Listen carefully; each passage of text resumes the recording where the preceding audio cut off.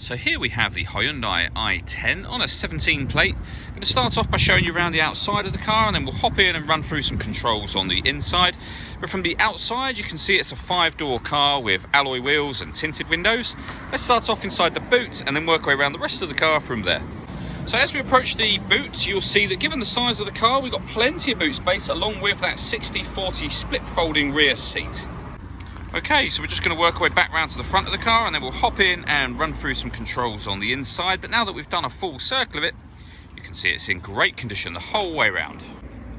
Just briefly before we climb in, I think it's well worth seeing the interior from this exterior point of view. There's plenty to run through on the dashboard, so let's hop in and we'll do that right now. Okay, now that we're inside the car, we're going to start with the dials. On the left-hand side, we have the rev counter, we have the speedometer in the middle, and the fuel gauge and coolant temperature gauges on the right-hand side. Also in the middle, you can see the total miles for this car. They are 31,648. The information displayed above that can be changed using buttons on the steering wheel for various different bits of trip computer and fuel economy information, eventually back round to the beginning again. If we back out to the steering wheel, the buttons I was using just a moment ago are here. We've got cruise control above that. And then on the left-hand side, stereo controls and phone controls, so the ability to answer and end phone calls. That is, of course, after such time as you paired up your phone.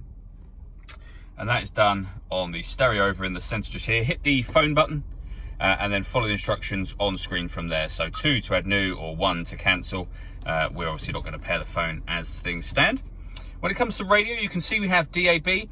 This car has also got AM, FM radio as well. If you want to listen to your own music, you can do. The media button just there.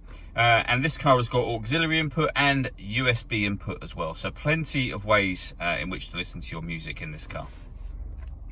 Beneath that, we have the climate control. So you can adjust, firstly, the temperature, then the fan speed. You can determine where you'd like the air to be distributed within the car. When you're happy with those settings, this button turns the air conditioning, in this case, off. So you see there's a little light, it's now gone out. And it's now on, so air conditioning is on. Or you can hit auto, and the car will maintain that temperature by taking control of the fan speed and the direction of the air. You can override that simply by readjusting the fans and then selecting where you'd like the air to be distributed. This cubbyhole section here opens up to reveal the USB input and auxiliary input, so you can connect up your music devices, and a 12-volt charging socket. We then have a 5-speed manual gearbox.